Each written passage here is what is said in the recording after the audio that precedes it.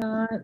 First of all, y'all, I call him my sidekick because he's amazing, and then he jumps in, and we do this together. This is not. I feel like Ed McMahon. I'm just going to go, ha! About every 5 minutes. You can do that. You can do that.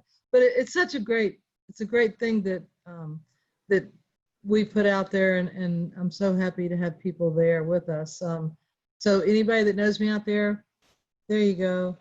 I just wanted to open up with a couple of things. I've been getting a lot of questions more recently from partners and spouses of anyone with primarily sex addiction behaviors or beginning sex addiction behaviors, or even from parents of children that may be looking at porn. Scott always knows, I always remind him, I get calls about 10-year-old boys primarily, but there are females that are looking at porn. So that's always my sort of commercial break to everybody out there. If you have children, please remember, if they can get to the internet, they can get to porn. And I do not really believe their minds are in a place to really understand, and so they get hooked very quickly with one another. So I just wanted to open up with a few questions around tolerance and escalation. I get asked that a lot. I work with clients have worked with clients in many different settings. I work with clients that have had sex addiction, behavioral issues, substance abuse issues, trauma issues, grief and loss, eating disorders. So process addictions are usually eating disorder and sex addiction. So I've pretty much run the gamut of really looking at the addiction process. The one thing that's similar between substance abuse, sex addiction, even eating disorders, is that when someone starts out using or acting out, they start at one level and it grows. And clients will ask me sometimes, like, why? Why did it happen so fast? I was just doing this or just doing that.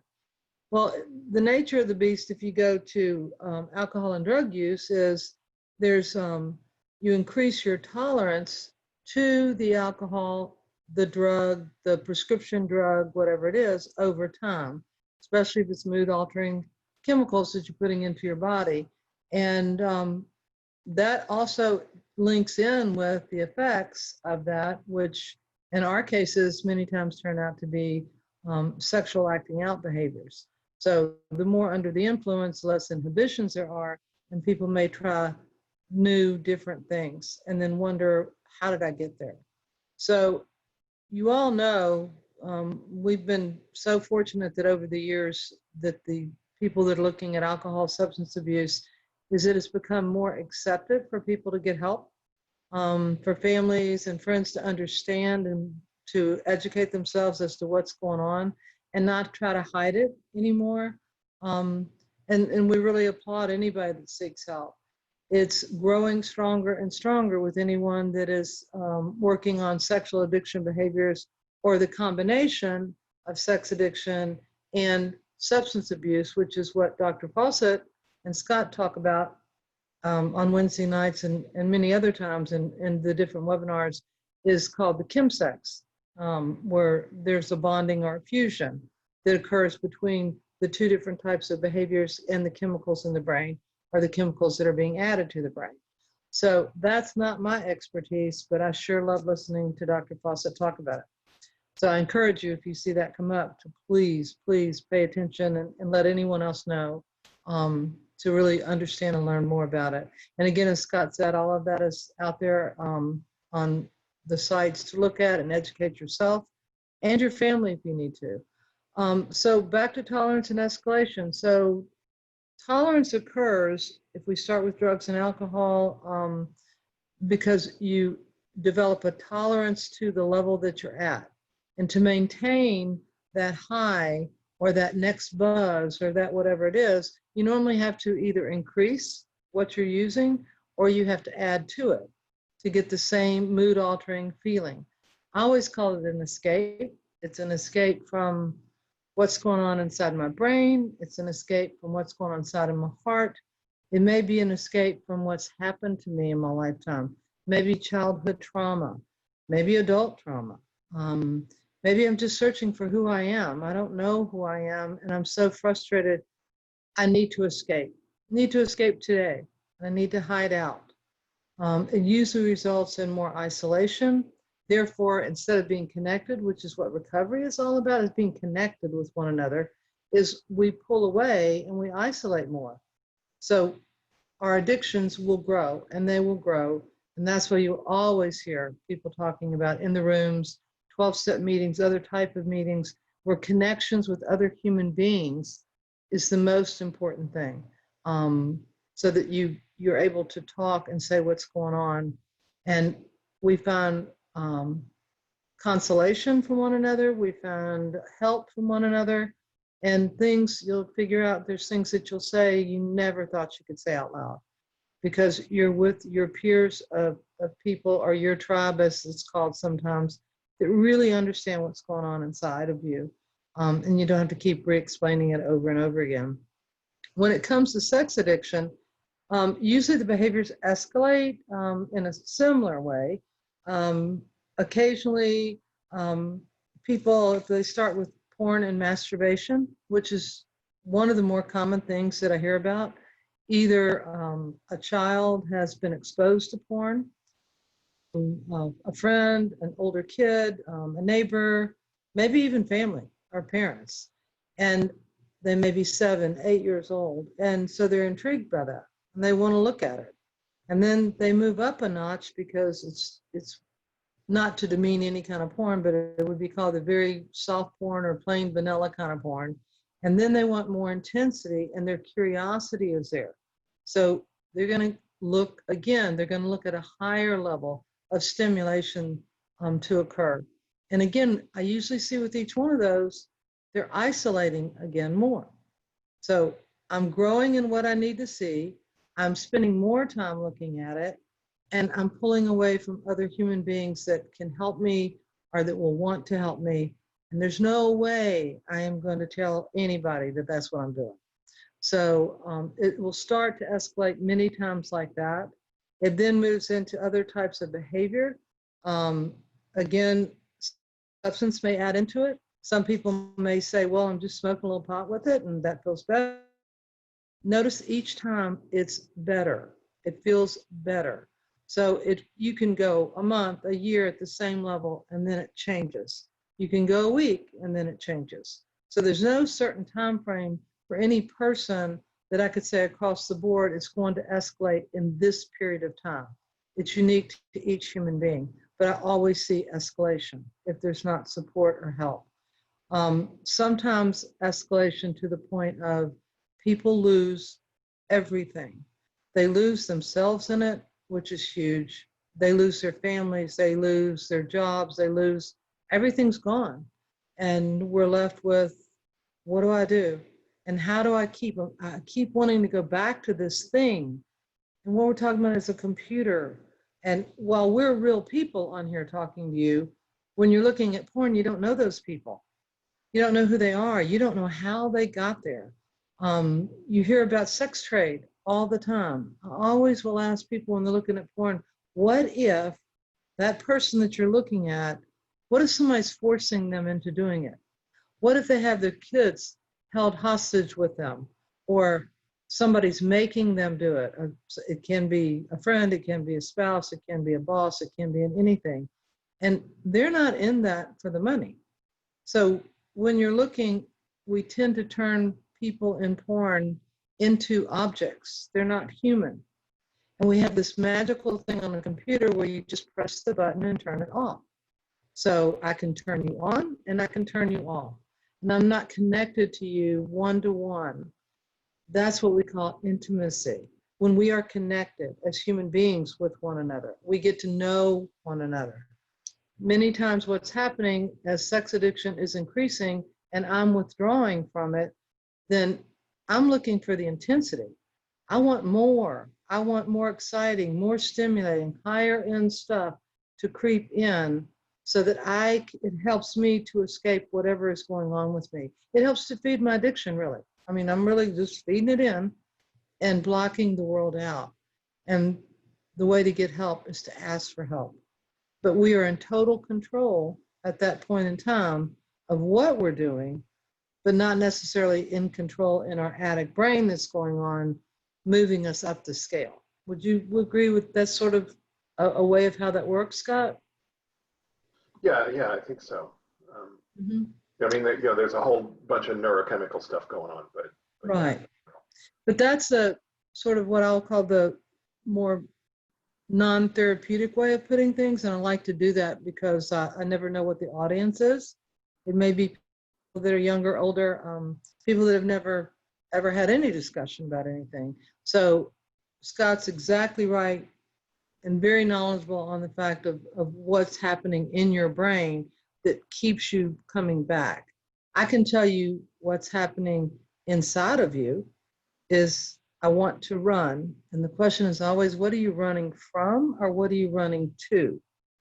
And that I need to have something outside of me, but I need to keep it a secret so that I can survive, so that I can feel like I'm thriving, when really what's happening is I'm caving in. And usually I'll see men or women, it makes no difference, or children, we're working out of our brain, our addict brain at that time, thought, see, hear, and then I take an action. When I work with people, I'm talking about check that out, go to your heart really quick and say, would I be looking at this? Would I be doing this if the person I love or my best friend is standing there next to me? Would I be doing this in front of them? Do I want them to know, or do I have shame and guilt around it? And I hide it. So you get into this cycle of you do it, you get triggered to do it again and triggered to do it again. And that could be triggering is I had a bad day at work or didn't get what I want that day. Maybe it's my birthday and I only got one call and not 10, or things such as that. It can be very small triggering. It can be huge. It can be death. It could be an event that has just occurred. It can be trauma, memories of trauma from your past that may come up. And they stay spinning in your head over and over and over again as if it's real and it's happening. That's where I work with the trauma component of what's happening inside a person and they're out based off that trauma so that we can start really pulling it apart and having everybody understand why they're doing it. I don't believe that, I think it's easy to talk about addictions. The world talks about them, but there's a lot of tools, a lot of training, a lot of education, a lot of support that anybody can find for addictions. But unless I work with what the underlying reasons are, and I continue to work with those, I really see that people struggle and have a very hard time and may not be able to stay in recovery. It doesn't just mean a relapse, it may mean they just can't stay in recovery. So that's sort of little education on what I look at and what I do each day. But remember these words, typically in sex addiction, if you have a partner or a spouse that you are committed to and you're out dating, webcamming, hooking up with somebody, and that process is going on, you're leading a secret dual life. The person that you love or care for or your family or friends, whoever they are, whoever's important to you, then you're seeking intensity, not intimacy. Because intensity is that high that makes you feel different. Intimacy is opening up and feeling different from the inside out with another human being. So, anything you want to add, Scott?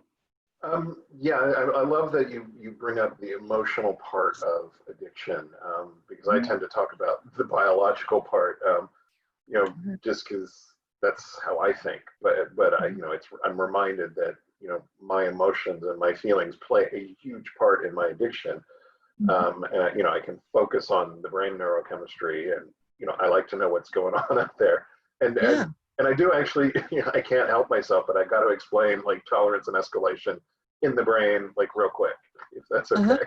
Okay. Yeah. So, as Karen said, we use sex or drugs or whatever to change our mood. And the way we do that is through intensity. We create an intensity a neurochemical intensity.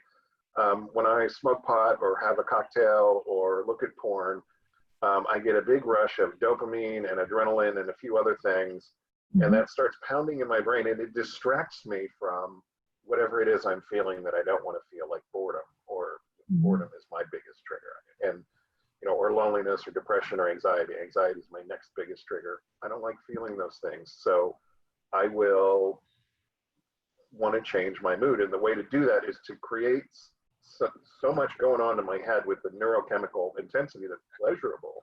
I mean, dopamine and adrenaline are kind of fun, that I forget how I was feeling. Now, what happens is the brain adjusts. Our brains, the technical term is malleable, or plastic, believe it or not, is the technical term. That means our brains will heal themselves. They recognize I'm getting hit with too much dopamine and too much adrenaline too often. So my brain will say, I'm going to produce a little bit less of these, and I'm going to reduce the number of neurons that can receive them. It's kind of like a lamp. You have to plug it in to make it work.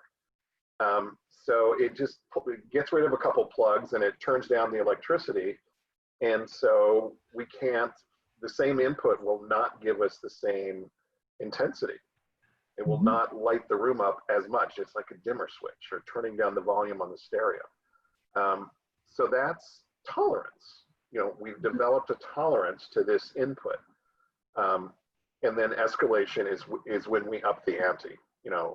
We jack up the electricity, or basically we look at more porn or harder core porn, or, we start paying for sex, or we get into a kink, or, basically we go from beer to hard liquor to heroin. Nobody has their first beer and thinks, I'm going to shoot heroin one day. Won't that be cool? Nobody wants to do that. And then one day you wake up and you got a needle in your arm, and you're in an alley and you don't know how you got there. That's tolerance and escalation.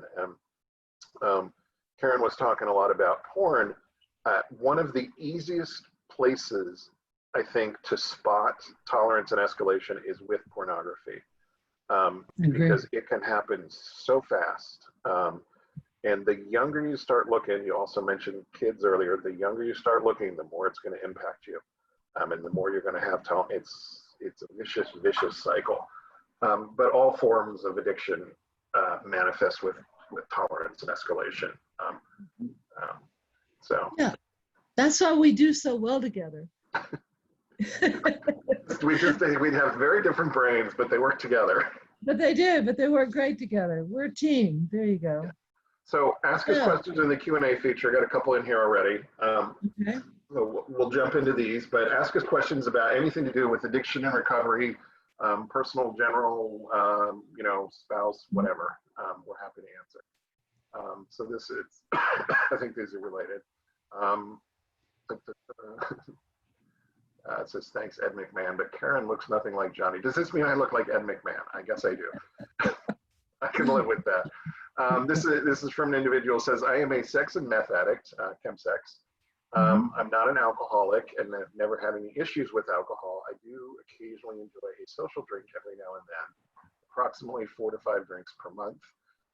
I am doing my 4th step, and I have a Narcotics Anonymous sponsor who is questioning whether I can honestly say that I'm clean and sober if I have the occasional drink.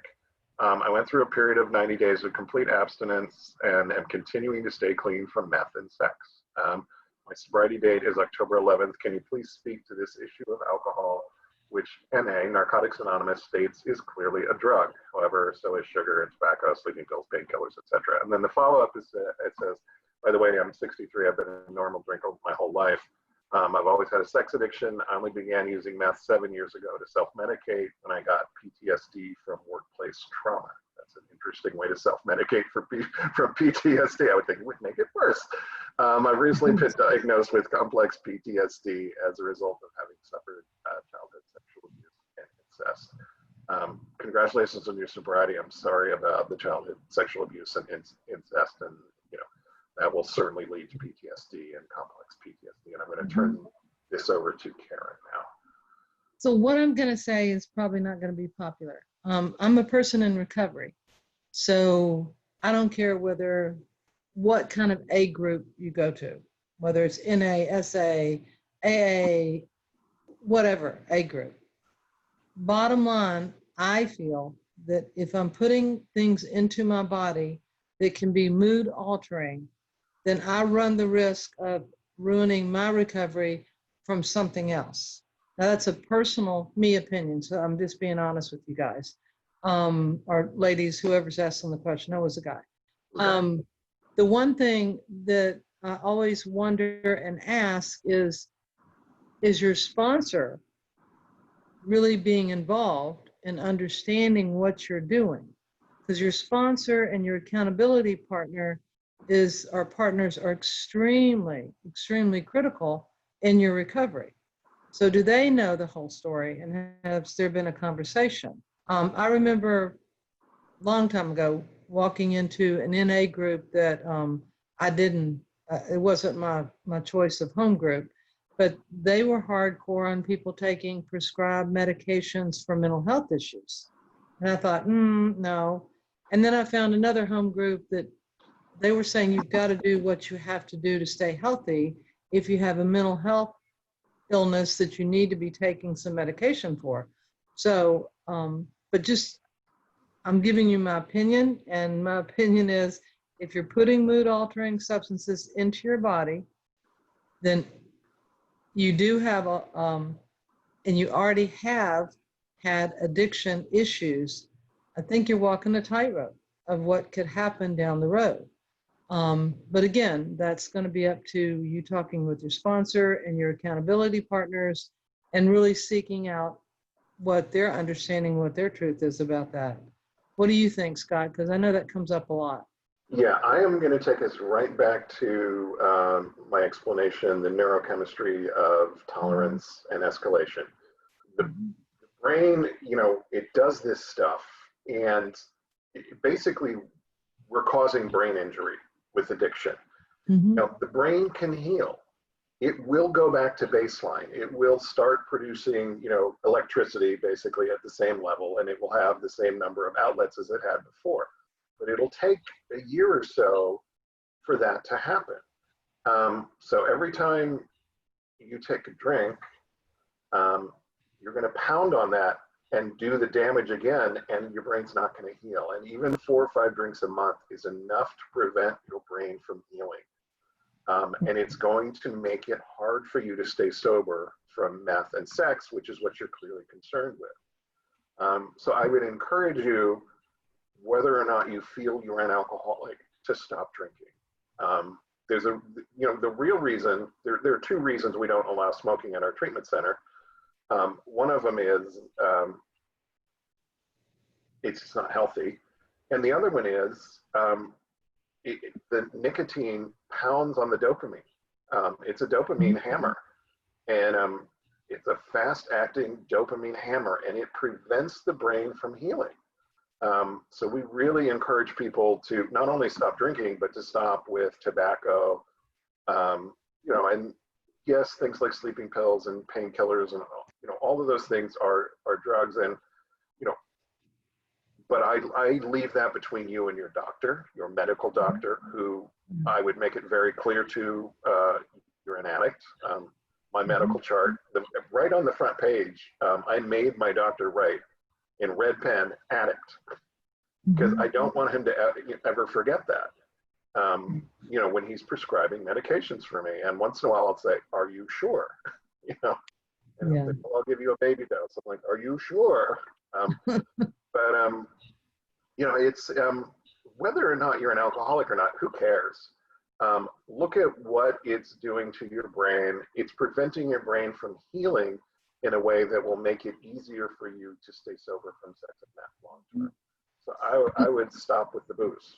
I'll add to that.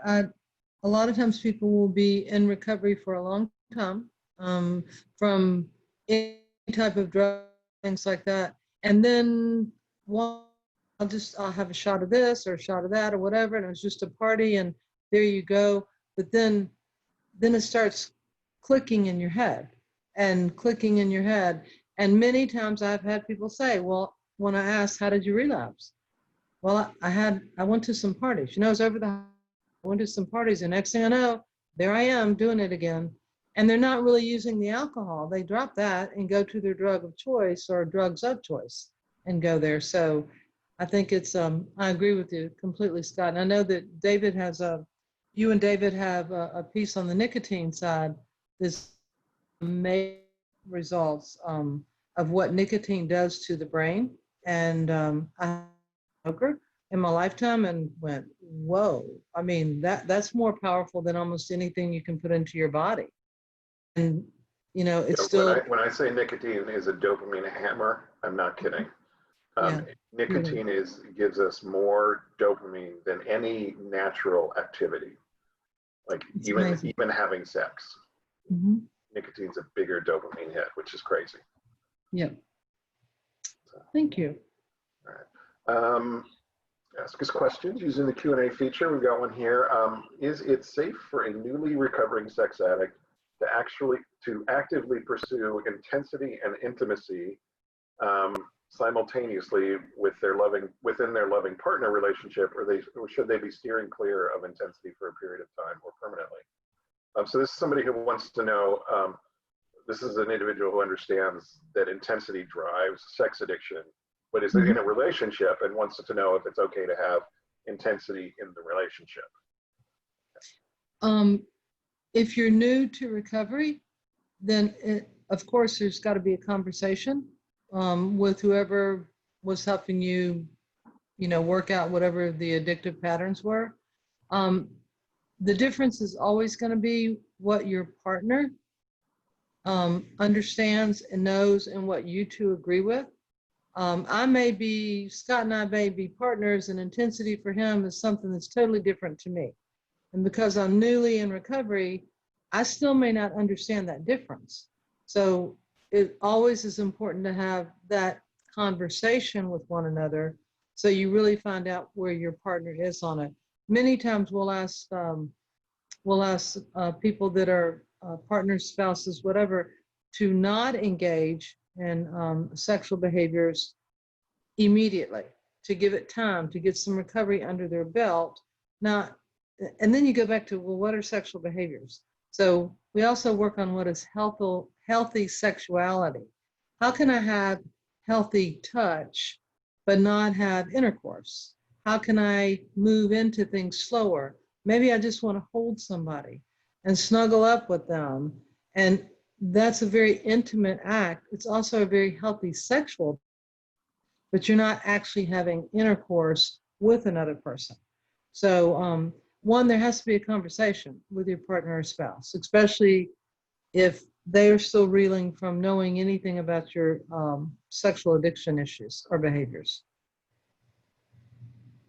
Yeah, there's that old saying, make-up sex is the best sex you'll ever have, because there's so much intensity involved in that. And a lot of times couples impacted by infidelity, sex addiction, will play on that and try to use it as relationship glue. Oh, we just had the best sex. We must really love each other. Sex is not relationship glue. Sex is sex. Intimacy is something entirely different. Can you talk a little about the difference between intimacy and sex? Like emotional versus sexual intimacy. If you look at, if I'm looking at, let me give you a lowdown of what I usually describe. Okay, when I first say sexual intimacy, it's very common that I have to explain, I don't mean Victoria's Secret lingerie, okay? And because it'll call it intimate apparel. Notice the words, right?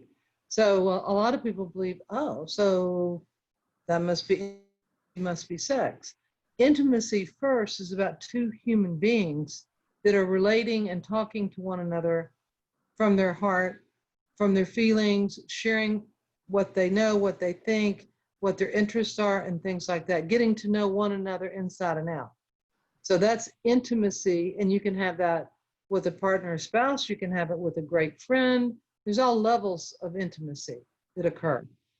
Then when you have sexual intimacy, you can combine that with, I really do love this person, or I'm moving toward where it's love with this person. And I'm not over here with these other people just having sex with. So I'm bonding together because one of the other brain chemicals is oxytocin, and that's the bonding chemical. So when I'm having sex with someone and it's intimate sex, the oxytocin is also a brain chemical that is produced during that time. And it's made for us so that as human beings, sex is great and procreation is great, and just, I'll say again, sex is great. But that's the chemical that also helps to combine and bring us together like that. So I think it's really important to know where that type of intimacy, I think people also feel it and they know it. There's usually someone hangs around afterwards. You don't just see them walking away, and there may be just holding, there may be conversation. That it's more than just a moment or an instant of pleasure or 5 minutes of pleasure or whatever it is that's sexual based. It's human being based, inside and outside. So that's what I call sexual intimacy, those two things that come together. Now, I can have sex with somebody, I can be intimate with somebody, but it doesn't mean I'm sexually intimate with both of those people. So does that explain it some? I mean, Scott and I have a working relationship, but we also have an intimate working relationship. We can joke, we can talk, we can say if we're sad or mad or whatever's going on. That's a level of intimacy. When you're in a therapeutic relationship, there's a level of intimacy, a very healthy level of intimacy, because you're sharing things that hurt inside of you. When you meet somebody for the first time, you have all the limerence of, well, everything is sparking and popping in your head at that point in time. And you think, I am in love, and here you go. Sometimes it may be just you're in lust to have sex. And then after the fact, it's like, no, I don't think that person. So your brain is doing many different things at that time. But some of the things we put in healthy sexuality is holding hands and walking. It's sitting there together. It's doing something together. It's not just sexual based, but you're still combining. It may end up in sex down the road or later on or whatever it is. Maybe it's listening to music together, meditating together. It can come out in many different ways that can be very healthy and feel very sexual and sensual with one another. Yeah, and in terms of a relationship, ultimately, sexually, if you're still having sex with your partner right now and you're in early recovery, it's roller coaster sex, for both of you. And ultimately, that's not going to be that great for you. There may be some great moments, but you got to repair the relationship and rebuild the trust, especially. I mean, sex is so much about trust, particularly for I think women who kind of literally have to open up. And if your partner's not trusting you right now, that's going to be really, really tough to feel that emotional connection while you're being sexual. And I liked what Karen said about, just kind of holding hands or cuddling or watching TV together and, slowly working up as you rebuild trust and as you rebuild connection and sort of, rebuild the ability for both of you to become vulnerable with each other, and then at some point the sex will get really good again, if you do all that work. And you have to remember, when we talk about betrayal, okay, women are typically relational. That's why they want you to look at them when you're talking to them. That's why they want to talk to you. And you may have your computer, your phone, you may have whatever going on, and you're going, yeah, you're right. Yeah, I agree. But they may not really be connected with what you're saying. If a woman is sitting there pouring out her heart and soul, well, just like a guy, you want somebody to hear you. But women tend to be more relational. We connect on that basis. And so you have to show attention back. just because somebody's worked on their recovery and they're not acting out sexually with anyone else, it doesn't mean that your partner or spouse, male or female, are okay. Still reeling with trauma. And I hear it every day for 20 years is, how will I know when my partner or spouse is ever telling me the truth again? Will I always wonder? Will I always be looking around to see if something's happening again? And the answer I give them is you have to listen. You have to pay attention. You will wonder. You'll wonder if they're telling you a lie. In one of the books that Dr. Weiss wrote, Out of the Doghouse, that's talking about, if I go to a meeting for recovery and my spouse or partner knows that I get out in an hour and it takes me an hour and 15 minutes to get home, if I come home an hour and 20 minutes, then it could be that person is going, where have you been? That's because trust has been broken and they're afraid of getting hurt again. Addictions are all about manipulation, lies, denial, all of those kind of things are mixed in. And that is what we go through as an addict to ourselves. And it's also what we put out there and lay on our partners and spouses. If you've ever started an argument just so you could get out of the house, so you escalate everything up and then, see, you made me do this, I've got to go again, and leave. Well, that's a really good manipulation technique, but any addict knows what that is. You have to give the other person time. The other thing is, if you're a person that's getting help and you're going to meetings and doing things, and the other person doesn't have that ability to do it or doesn't choose to do it at that point in time, they're not going to have the knowledge that you have. That's why we have all of these. We don't have online meetings right now. That's why we have all these tools of access for partners and spouses to start looking at, dropping into webinars or podcasts or reading material to start educating themselves versus digging for more information, because they're not trusting. And honestly, as cliche as it sounds, their heart's been broken. And it takes time for their heart to repair while it's taking time for you to be in recovery and really get your grounding set with that. So that's what happens to the other person. Karen, the next time you and I do one of these, we should maybe do like the John Gray Venus Mars thing. Just looking at the differences between men and women relationally and sexually, because they're just kind of massive, and they really play out. They really sex do. addiction and love addiction, and and also the other thing that plays out so much, Scott, that I see is the family of origin stuff. When kids are looking at their parents, well, we learn everything by what we see our parents do. And so if they don't see a healthy relationship, then that appears to be normal. So we're not equipped with knowing what that is until sometimes we find out it's not what we think it is. And so even that part plays into it, and how the child is raised and what they see as healthy. Beating somebody up may appear to be healthy and normal until you find out one day it's not. So yeah, that would be good. I agree. Yeah, let's keep that in the back of our heads. Okay. I love this next question. By the way, ask us questions because we've got some time left. How would you describe a healthy, gratifying, committed sexual relationship? I'm not sure what that looks like. That is such a great question. A healthy, gratifying sexual relationship? Healthy, gratifying, committed sexual relationship. Well, so we're talking about romantic. The easiest word that I can answer is committed, right? Committed means, are you committed? Are you all in? Are you saying, am I telling Scott, I'm in it with you, dude, but I'm watching all these other guys, or I'm chatting with these other people?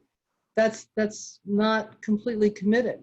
And I don't mean just chatting, I mean more sexting or more flirtatious. No harm, flirtation. Yeah, it can be harmful, very harmful, especially if he reads my text messages and goes, why are you talking to this person like that? You didn't say that to me. So committed is I believe, is an action, and it's also a state of mind and heart. Am I committed to you? Do I support you? Do I have your back and your front? Am I going to tell you the truth?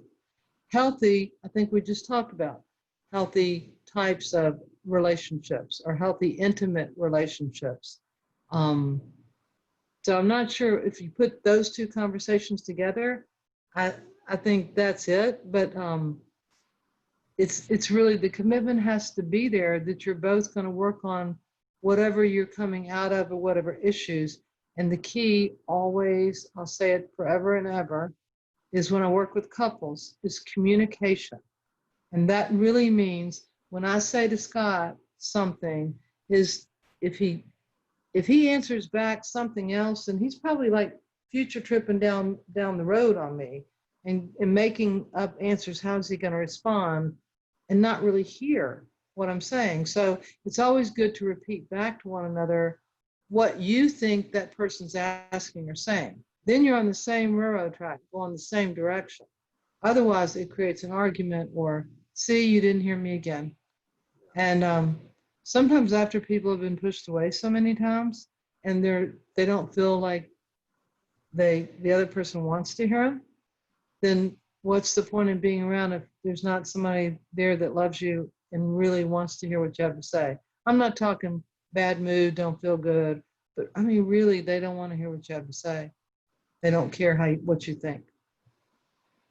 So I might have gotten a little off track on that one, but no, I think you were absolutely 100% on track. I think you know, healthy. First of all, healthy is very relative. You know, I'm a gay man. A healthy, gratifying sexual relationship for me is going to look very different than a healthy, gratifying sexual relationship for a straight guy. Because I mean, just on the surface, I'm going to be with the man, and he's going to be with the woman, and that's a whole different dynamic. You know, which again, it's the Mars and Venus thing. But you know, on top of that, you know, the foundation of any relationship is the ability to be vulnerable with the other person and trust them with my vulnerability. If I can trust you with my vulnerability, we probably have a pretty good relationship, especially if that's reciprocated. And that's a healthy relationship, and it's healthy intimacy. And then, you know, and that's going to be gratifying. And then, you know, gratifying, obviously it needs to be somebody I'm attracted to. And committed is, you know, we've talked about that. You know, Dr. Rob defines infidelity as the keeping of important secrets from your primary romantic partner. And, you know, that definition doesn't say anything about looking at porn or going to strip clubs or having an affair with your neighbor or masturbating or this or that or the other. What it says is you're keeping secrets, important secrets from your primary romantic partner. So a healthy, gratifying, committed relationship for me would be one where there's a lot of honesty and a lot of trust, and some attraction on top of that, you know, hopefully a lot of attraction on top of that. But I think, oh God, I can't remember her name, but she talks about walls and windows in relationships. And, you know, if we need to have windows between our primary romantic partners. I can see your soul, you can see my soul. If I slap a wall up and open a window over here, I'm probably cheating with whoever the window is open with over here. You know, if I'm ignoring Karen while I'm chit-chatting with my ex-girlfriend on Facebook, that's Karen's getting the wall and the ex-girlfriend's getting the window. So that's not the way to a good relationship. I hear this question all the time from guys who are new to recovery. I hear it, you know, what is healthy sex? I don't know. And the corollary is, what is healthy masturbation? I don't know. Is there such a thing? And I want to ask that question to you, Karen. Is there such a thing as healthy masturbation? And if so, what does it look like? If somebody if their problem is porn and masturbation, I think there also is something coming out that Rob is working on right now to describe that when I have a client that is really the heavy, he may come in or she may come in and say, no, I don't really do all these other things. I just look at porn all the time and I masturbate. Well, their aftercare plan is going to be no porn and no masturbation because that's their addiction. If there's someone that started out in their world and it's porn and masturbation and they do some of that and then they're acting out sexually in other ways, then we always talk about a plan, that there must be a plan as to what is okay. How do you treat yourself? Rob described it, Dr. Rob described it a long time ago. I started working with him as he said, if masturbation is just hurry up thing and that's it, then it needs to be something in which you are honoring your body because you have a gift and you have feelings and sensations and things.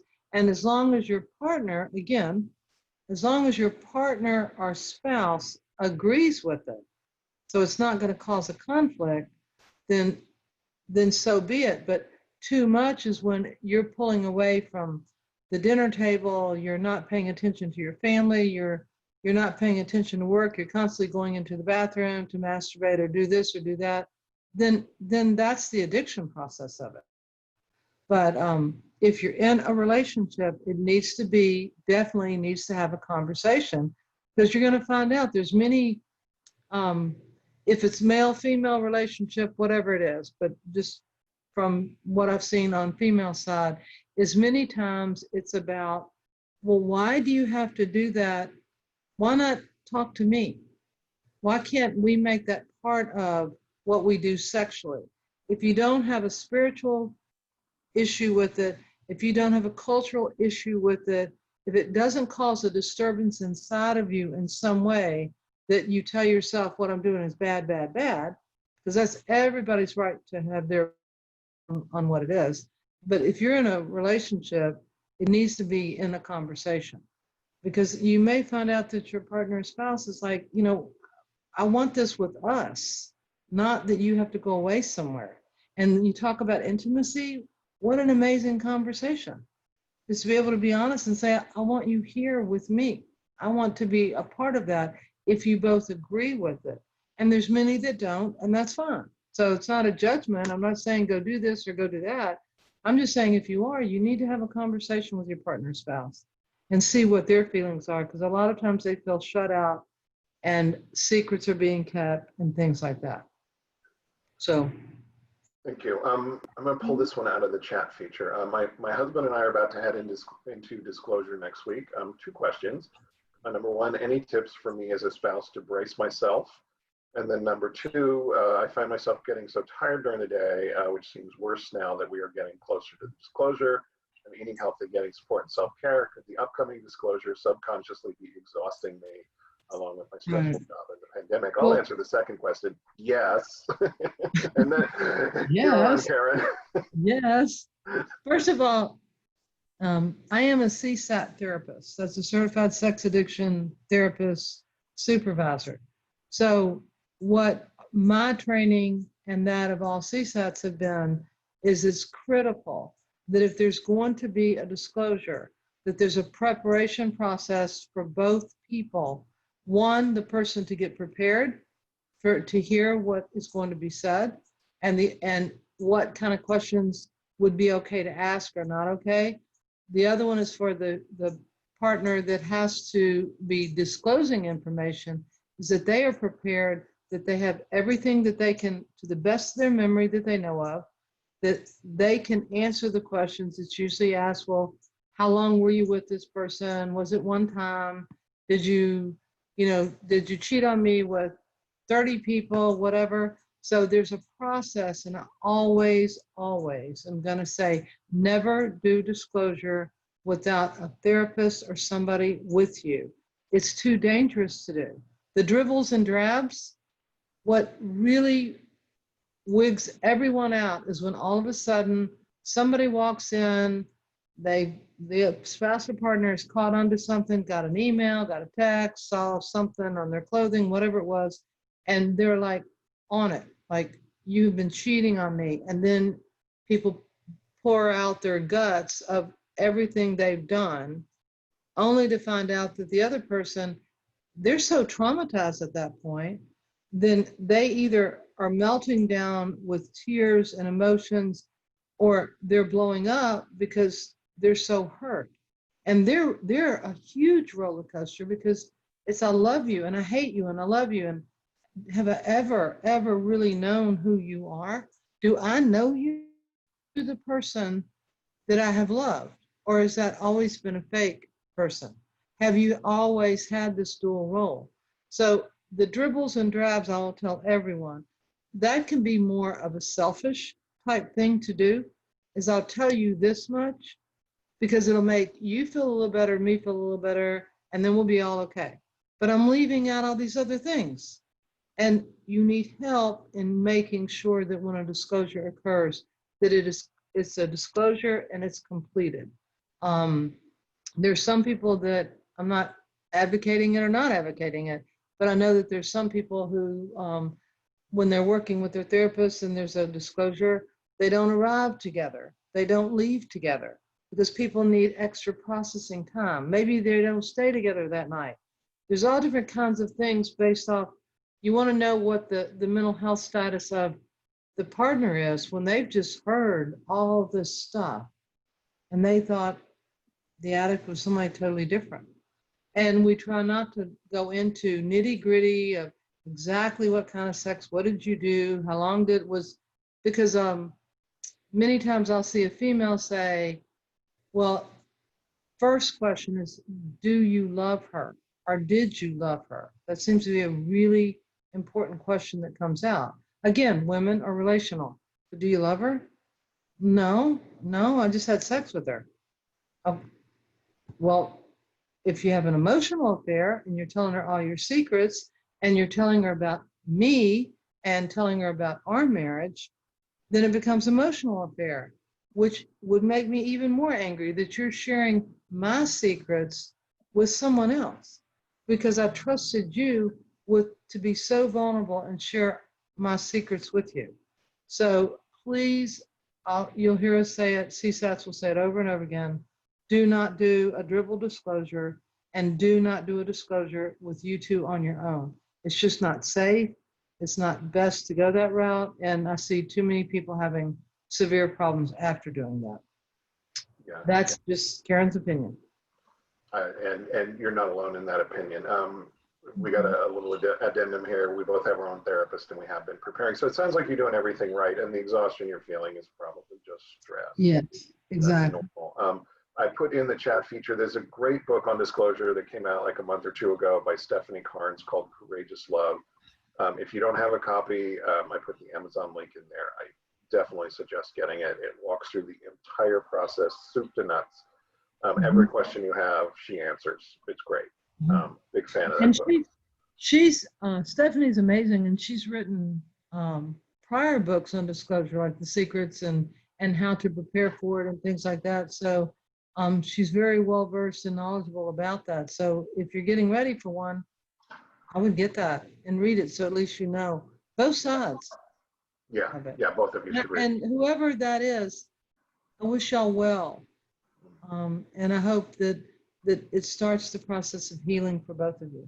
I really do. Yeah, disclosure is often the springboard for rebuilding trust. Exactly. It's a huge necessary step in the process. So good for you. This one's also from the chat feature. We're not going to get to everything today, but do you see change in everyone during your treatment program, or do you find that some people just aren't ready? Watch this face. It's a great question. I know. Across the board, and I'm going to talk from any treatment program that I have ever worked in, okay, or as a private practice person, whatever I've done. There are people that dip their toe in the water because they know they have caused problems and they want to stop. And this is whether it's sex or alcohol or drugs or anything, go to any of those addictions. But they haven't done the work to stay in that place yet. They have to do the work around it that will help keep them from being drawn back into that addiction. Do I see a lot of hope and a lot of help? The biggest thing I see the quickest, wherever I have worked or whatever I have done, has been that the vulnerability of men or women, and I always go with, I'm totally gender specific when I work with people. I believe men need to be with men and women need to be with women. The bonding that comes, the honesty and the vulnerability that they may have never had ever shows up. And once that starts to show up, they're able to go deeper into their work. And the deeper they go, the more they dig up, the more they're able to resolve, the more prepared they are to be working with whoever it is out there that is their partner, spouse, or whatever. So yes, I have seen people that are not ready, and I'll tell them they're not ready. I mean, I'm very honest and direct. I'm loving and supportive. But I'll say you're not ready yet. I mean, you're still showing these signs or these signs. Sometimes I've seen people that have to go away so they can come back, or go home, work more with their therapist individually, and then put all the pieces together at that time. So there's no one answer, and I really wish I could answer you that. And I want to say, oh yeah, we're the greatest thing there is. But the truth is I'm dealing with human beings, and I see this in any addiction. Why is there relapse from alcohol? Why is there relapse from drugs? Why can there be relapse from eating disorders or from sex addiction? Again, mind, body, heart, and soul or inner being or self or whatever you want to call it, they all have to come together and they all have to fit together and be worked on so the person can be whole and healthy again. And that's just not an overnight thing. It takes time. It's intensity to do the intensive work, and it drains everyone. But yes, I've seen many successes. I've even seen people come back to the place that they were at and actually renew their vows of marriage because they felt like they never knew one another at the level that they learned to. So I'm giving you both ends of it.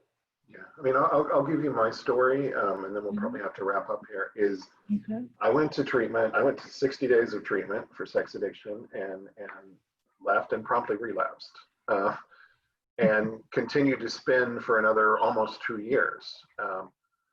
But I don't regret going to treatment for 60 days and coughing up all that money, which was cash out of pocket for me. And because when I finally was ready to surrender and say, I'm an addict, I can't live this way anymore, I don't want to live this way anymore, I knew exactly what to do. I did not waste my money. I got a really good education about how to get sober and stay sober. And when I was finally ready, I put that education to use, and it was actually really easy. I did not struggle at all once I made the decision that I'm going to do this. So I don't regret going to treatment. I'm grateful that I went to treatment because it taught me what to do. I just wasn't ready to implement it, the day I walked out the door of treatment, which was disappointing to me and probably the people around me and the people who treated me. But the people who treated me were very bright, like Karen. They probably knew he's not ready, but we've done what we can.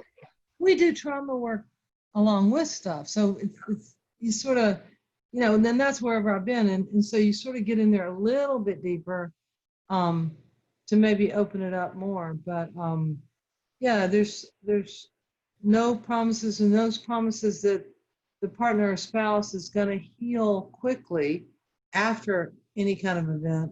I just encourage you to make sure you're getting support and help. So that, because not that there's something wrong with you, it's because you need support in helping you get through this, not to have to be alone and be around other people that can talk about it so that you feel supported. That's critical. It really is.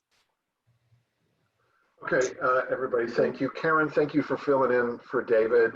Really appreciate it. Thank you, everybody, for your great questions. I'm sorry we didn't get to all of them, but we're out of time. So come back next week and type them in really early, and we'll get to them. And we'll see you then. So, thank you, guys. I appreciate it. It's an honor. Thanks, Scott. All right. We'll see you later. See ya.